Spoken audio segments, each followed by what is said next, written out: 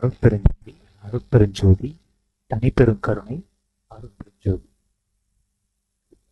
இப்போது இங்கித மாலையில 97வது பாடல், அதற்கான விளக்கத்தையும் பார்ப்போம். இங்கித மாலை அருடையவர் ராமலிங்க சுவாமிகள், திருவருட் பிரகாச வள்ளல் பெருமான். அதற்கான விளக்கம் வந்துட்டு தயாபிரகாச சுவாமி சரவானந்தர் அவர்கள் அருளி இருக்காங்க. வள்ளல் பெருமானின் தேகஸ்தியினுடைய உண்மையான காட்சியினை பெற்று அந்த உண்மையினை அனுபவத்திலே ஏற்று அந்நிலையில் இருந்து நமக்கு அனகமாக விதித்து இந்த விளக்கத்தை வழங்கியிருக்காங்க. இந்த விளக்கம் வந்துட்டு அருளாலே அருளையே நோக்கமாய் கொண்டு அருளை பூரணமாய் பெற்று அருளோடு என்றும் இருந்து வாழ்கின்ற திருவருட் பிரகாச வள்ளல் பெருமான். அதற்கு ஒரு அருளாளர் தான் சரியான ஒரு விளக்கத்தை கொடுக்க முடியும். அந்த உபாய ஞானமாக இருந்தாலும் கூட அந்த உபாய ஞானத்தையும் அந்த பூரண அருள் நிலையில் இருந்தே அந்த முத்தேக சித்தி உண்மையினை உணர்ந்து அனுபவத்தில் ஏற்று அங்கிருந்தே நமக்கு அருளாலே நமக்கு வழங்கி இருக்கின்றார்கள் தயாபிரகாச சுவாமி சரவணானந்தர் அவர்கள். இந்த நேரத்திலே அருட்பெருஞ்சோதி ஆண்டவரையும் திருவருட் பிரகாச வள்ளல் பெருமானையும் தயாபிரகாச சுவாமி சரவணானந்தர் ஒரு சேர ஒன்றாகிய ஆண்டவரே எதுவுமாய் இருப்பதை உணர்ந்து ஒரு சேரவே வணங்கி தொடர்ந்து விளக்கத்தை பாடலின் விளக்கத்தையும் பார்ப்போம். மறிநீர் சடையீர் சித்தெல்லாம் வல்லீர் ஒற்றை மாநகரீர் பொறிநேர் உமது புகழ் பலவிற் பொருந்தும் குணமே வேண்டுமென்றேன் குறிநேர் எமது விற்குணத்தின் குணத்தாய் அதனால் வேண்டுற்றாய் எரிவேல் விழியா என்கின்றார் இதுதான் சேடி என்னேடி. மறிநீர் சடையீர் சித்தெல்லாம் வல்லீர் ஒற்றி மாநகரீர் பொறிசேர் உமது புகழ் பலவில் பொருந்தும் குணம். பொறிசேர் உமது புகழ் பலவில் பொருந்தும் குணமே வேண்டுமென்றேன் குறிநேர் எமது விற்குணத்தின் குணத்தாய் அதனால் வேண்டுற்றாய் எரிவேல் விழியாய் என்கின்றார் இதுதான் சேடி என்னேடி. இங்கித மாலை வந்துட்டு தலைவன் தலைவி கேள்வி கேட்பதும் தலைவர் பதில் கொடுப்பதும் போல அமைந்திருக்கிறது. இந்த இடத்துல தலைவன் வந்துட்டு அருட்பெருஞ்சோதி ஆண்டவரும், தலைவி வந்துட்டு அருளையே வேண்டி பூரண அருளை பெற்று என்றென்றும் விளங்க வேண்டி வாழ்வை பெற்ற ராமலிங்க பெருமான் அதிதீவிர பக்குவி, அது தலைவி. இந்த மாதிரியான கேள்வி பதில்கள் கேட்டது வந்துட்டு எதற்குன்னா, இது போல சுவாமிகள் கேட்டாரு, இது போல வந்துட்டு ஆண்டவர் பதில் கொடுத்தாரு, இந்த மாதிரியான கொஷின்ஸ் எல்லாம் வள்ளலாருக்கும் இருந்துச்சுன்னு எடுத்துக்கிறத விட தோழியாகிய மனசுக்கு வந்துட்டு தெளிவு பிறக்கணும்.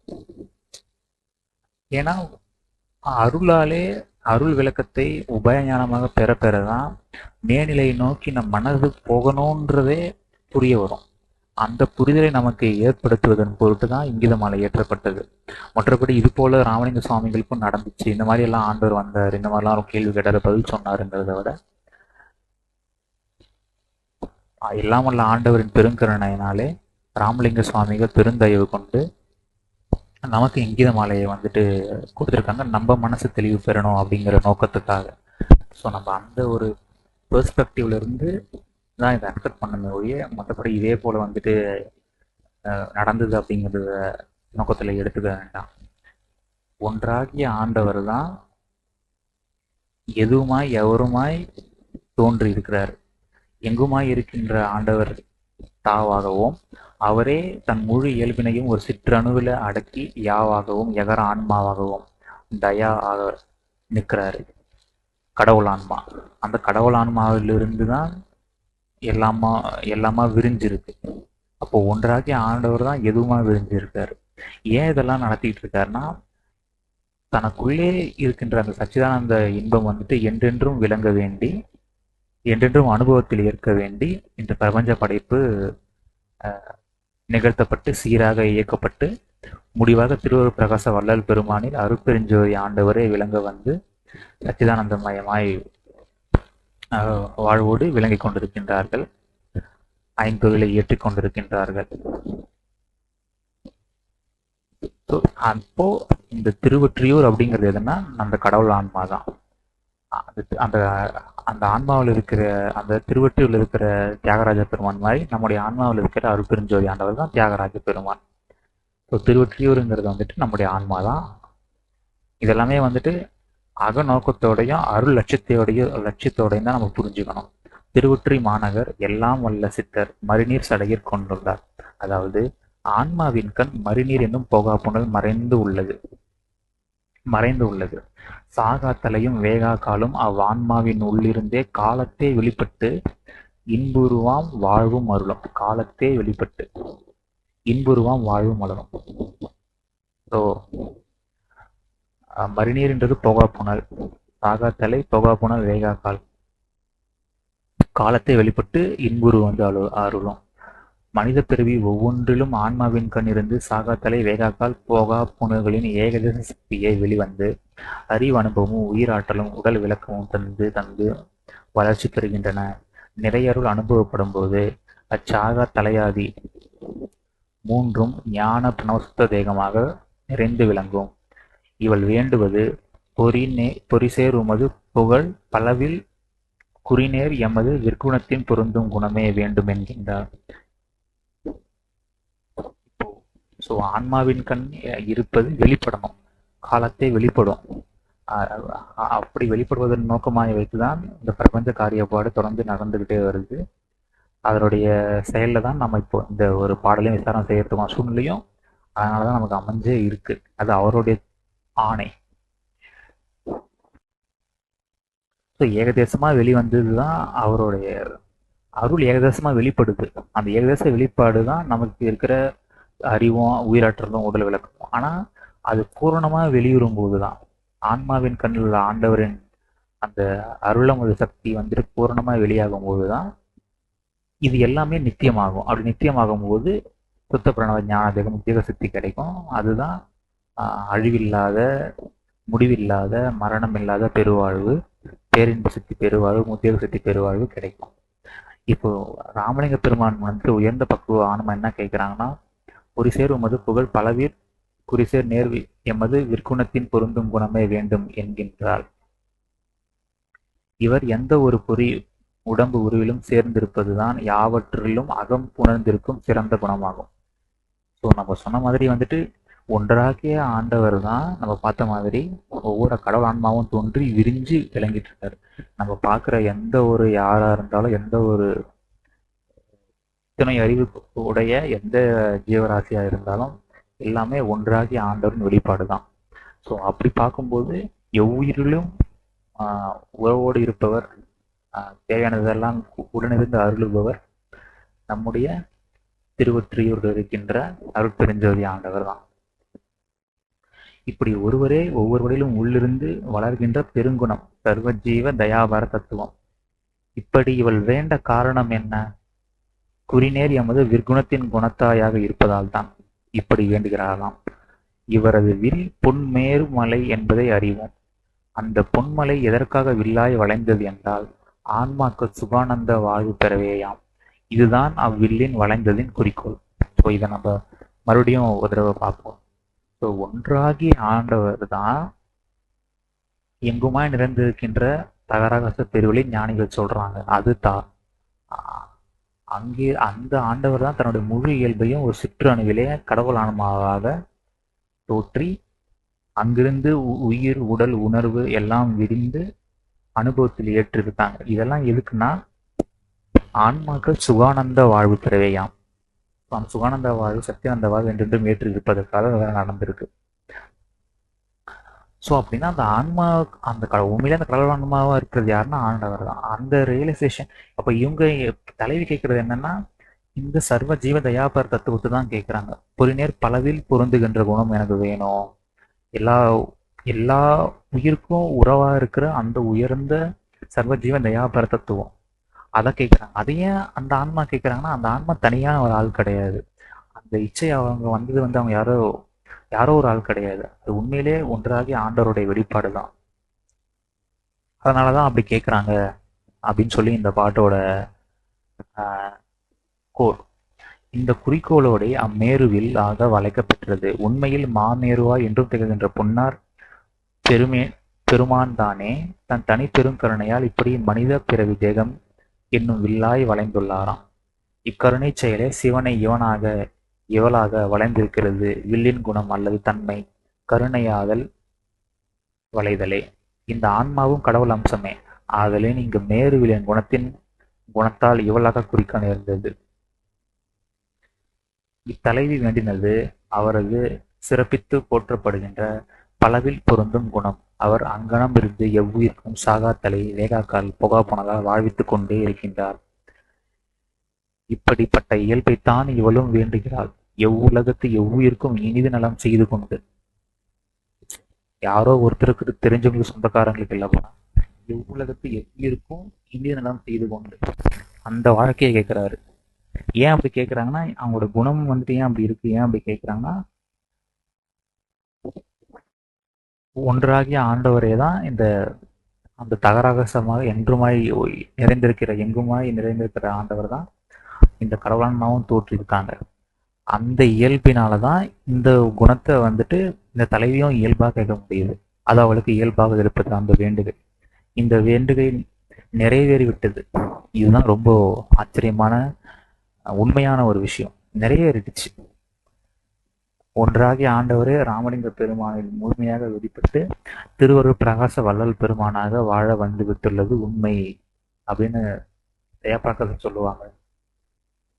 இது நிறைவேறிடுச்சு. இப்ப எவ்வுலகத்து எவ்வுயிருக்கும் திருவருள் பிரகாச வள்ளல் பெருமான் அகமிருந்தே உதவி கொண்டே சுத்த சன்மார்க்கத்திற்கு வரவழைப்பது தேவையான பக்குவத்தை ஊட்டி கொண்டிருப்பது அவர்தான். அவர் எல்லா உயிரிலும் அகமிருந்தே ஆண்டு கொண்டிருக்கிறார் ஐந்தொழில் காரிய பழத்தால். இவர் வழி சுத்த சன்மார்க்கத்தின் மரபில் இது இடம்பெற்று விட்டது. அச்சுத்த சன்மார்க்க மரபு இதுதான். சாகாத கல்வியே கல்வி, ஒன்றே சிவம். சாகாத கல்வியே கல்வி, ஒன்றே சிவம். அந்த சிவத்தை தவிர வேற எதுவும் இல்லை, ஆண்டவரை தவிர வேற எதுவும் இல்லைன்னு உண்மையிலே உணர்ந்துக்கிற அறிவுதான் அறிவு. என்றென்றும் ஓயாத சாகாத மாளாத இருக்கும் வாழ்வை பெற்று கொள்ளுகின்ற கல்விதான் கல்வி. வல்லபம் என்றது எதுன்னா, மலம் ஐந்தும் வென்ற வல்லபமே தனித்த பூரண வல்லபம். மலம் ஐந்தும். இப்போ உண்மையான யாரு வல்லமை பொருந்தியவங்க, ஸ்ட்ரென்த் யாருக்கு இருக்குன்னா, மலம் அஞ்சு வென்றதுதான், மலம் ஐந்து வென்றதுதான் ஸ்ட்ரென்த். அப்போ தொழில், உண்மையான தொழில் எதுன்னு கேட்டிங்கன்னா, நம்ம பார்க்குற ஏதோ ஒரு டீச்சரு, இல்லை ஏதோ ஒரு டாக்டர், இல்லை ஏதோ ஒரு சயின்டிஸ்ட்டு, இல்லை ஏதோ ஒரு ஜாப் பார்க்குறது, இதெல்லாம் வந்துட்டு தொழில் நம்ம நினச்சிட்டு இருக்கோம். ஆனால் உண்மையில நம்ம பண்ண வேண்டிய தொழில் என்னதுன்னா, எவ்வுலகத்து எவ்வுயிருக்கும் ஏகதேசமாக வேகாத காலாதி கண்டு கொண்டு எவ்வுயிருக்கும் வாழ்வித்த தொழிலை மெய்த்தொழில். ஸோ இதுதான் சுத்த சன்மார்க்கத்தோட மரபுன்னு சொல்லி சொல்கிறாங்க. இது வந்துட்டு நடராஜபதி மாலையில் வந்துட்டு இந்த பாடல் போகும். இதையே சுத்த சன்மார்க்கத்தின் மரபாக நடராஜபதி மாலை 28வது பாசனத்தில் வழங்கியுள்ளார் வள்ளல் பெருமான். ஆன்ம தலைவியின் வேண்டுகை இதுதான். ஆன்ம தலைவியோட வேண்டுகையா. ஸோ எவ்வுலகத்து எவ்வுயிருக்கும் நான் இன்பு செஞ்சுக்கிட்டே வாழணும், அந்த வாழ்க்கை எனக்கு கொடு அப்படின்னு கேட்குறாங்க. அதை பெற்றும் கொண்டாங்க. பெற்றுக்கொண்டு அனுபவத்தில் ஏற்றுக்கொண்டிருப்பது ஒன்றாகிய ஆண்டவரே தான். ஆனால் சாட்சி மாத்திரமாக இந்த இந்த உயரிய பக்கப்பட்ட ஆன்மா தான் கடவுள வண்ணமாய் இருக்கின்றோம், நான் அவருக்கு அயலாய் இல்லை என்ற உண்மை ஞானம் பெறும்போதுதான் இது சாத்தியமாகுது. நான் வேறு கடவுள் வேறு என்று எண்ணும் போது, அதை அடைய வேண்டும் என்று எண்ணும் போது, அதை அடைந்து விட்டேன் என்று எண்ணும் போது, அந்த இடத்துல மேற்கொண்டு வாழ்க்கை இடமில்லாமல் போயிடுது. உண்மையிலே கடவுள் அவர் விளங்க வர்றாருன்னு நினைக்கும் போதுதான் அந்த அந்த தன்ஞானம் வந்துட்டு கடவுள் தான் இருக்காருன்றத விளங்கிக்கணும். நாம் வேறு கடவுள் வேறுன்னு நினைக்கும் போது நாம் அவரை அடைய வேண்டியது மட்டும்தான் லட்சியம்ன்ற நோக்கத்தோடு தான் முன்னோர்கள் நமக்கு ஆன்ம கல்வியை வழங்கியிருந்தாங்க. சுத்த சன்மார்க்கத்திலே வந்துட்டு சாகாத கல்வி ஒன்றே சிவம். ஆண்டவரை தவிர எதுவும் இல்லை, ஆண்டவர் தான் எல்லாவுமா இருக்காரு. ஆனால் அந்த உண்மையை அறியாமையின் காரணம் உணர முடியல. அந்த அறியாமை போக்கிக் கொள்வதற்காக சக்திசாரமும் பரோபகாரமும் மேற்கொள்ளணும். மேற்கொண்டு அந்த இடையறாத இந்த ஜீவதெய்வ செயல் தான் அந்த எவ்வுலகத்து எவ்வுயிருக்கும் நலம் செய்யணும். ஃபர்ஸ்ட் நம்ம சுற்றி இருக்கிறவங்க நலம் செஞ்சாதான் எவ்வுலகத்து எவ்வுக்கு நம்மளால நலம் செய்ய முடியும்.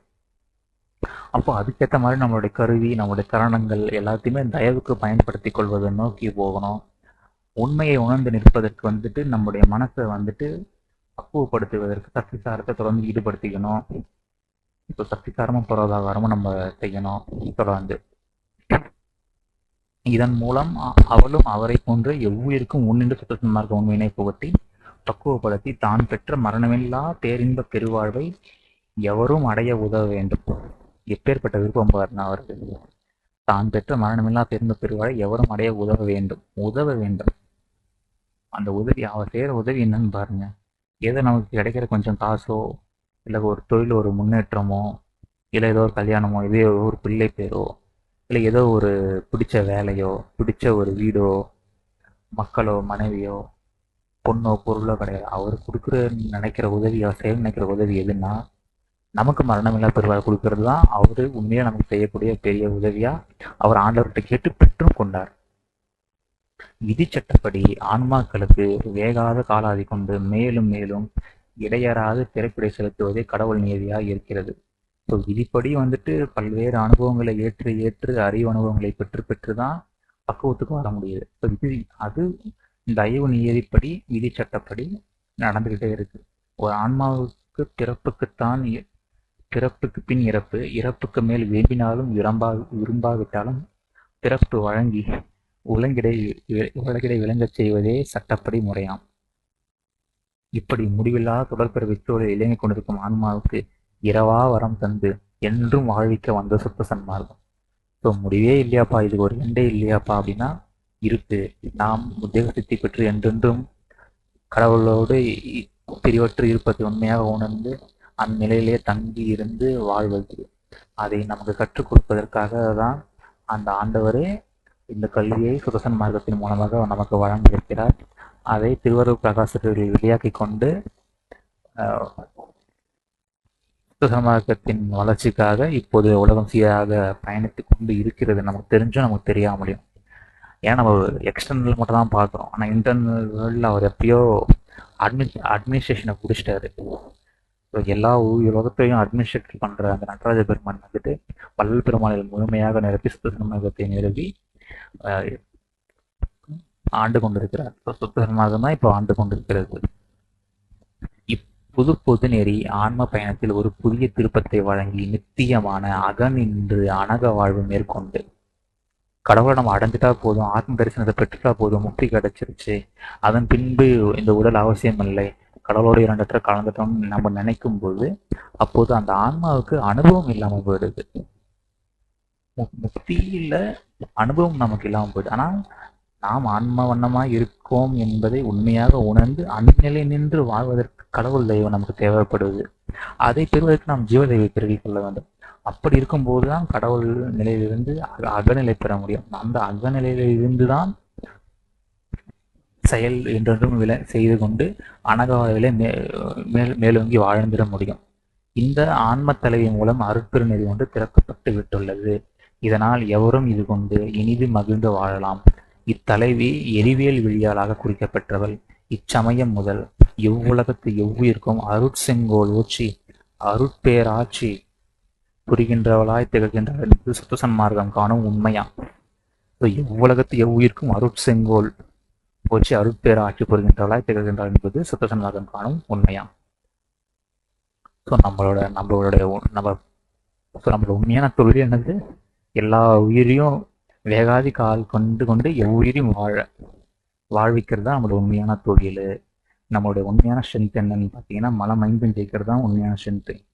மலம் 3 தான் கேள்விப்பட்டிருப்போம், ஆணவம், மாயை, கண்மம் சொல்லி. ஆனால் 5 சொல்றது என்ன? மாயை பிரிச்சுக்கிறாங்க. மகா மாயை, திரோதாயை, மாயை, ஆணவம், கண்மம். ஸோ இந்த உயிர் உணர்வுல தான் மாயை இருக்கு. அந்த உயிர் உணர்வுல ஜீவ தயவு நிறைய நிறைய நிறைய சக்திசாரத்தின் கொண்டு ஜீவதயவை கொண்டு கடவுள் தயவினாலே அந்த உயிர் உணர்விலே நமக்கு வந்துட்டு உண்மை ஞானம் விளங்கும். அந்த உயிர் உணர்வு வந்துட்டு அருள் உணர்வா அருள் நிறையணும். ஸோ அப்படி விரையும் போது நம்ம இந்த மலம் எல்லாம் வெல்லப்படும். ஸோ மலம் 5 ஜெயிக்கிறது தான் உண்மையான ஸ்ட்ரென்த்து. நமக்கு வந்துட்டு ஒரு குறிப்பிட்ட சொத்து சேர்த்துட்டா நான் ஸ்ட்ரென்த் ஃபுல்லாகிடுவேன், குறிப்பிட்ட விஷயம் நடந்தால் ஸ்ட்ரென்த்தாக இருப்பேன் அப்படிங்கிறது இல்லை.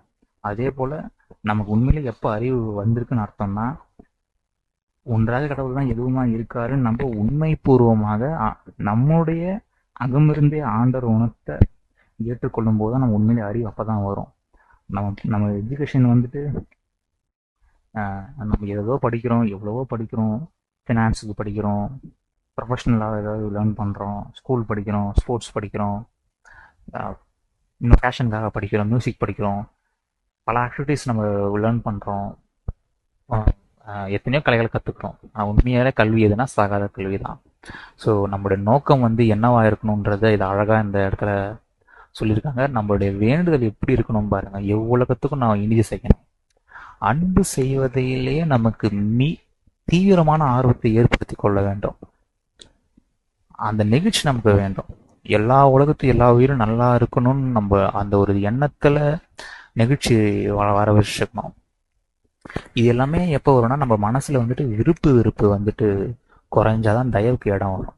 அந்த விருப்பு ஒழிப்பதற்கு அந்த ஆவல் காரணமா இருக்கு. அந்த ஆவலுக்கு காரணம் எதுவும் ஆண்டவர் தான் நடத்துறாருன்னு இல்லாம அடுத்து என்னன்ற ஒரு அந்த ஆவல் இருக்கு.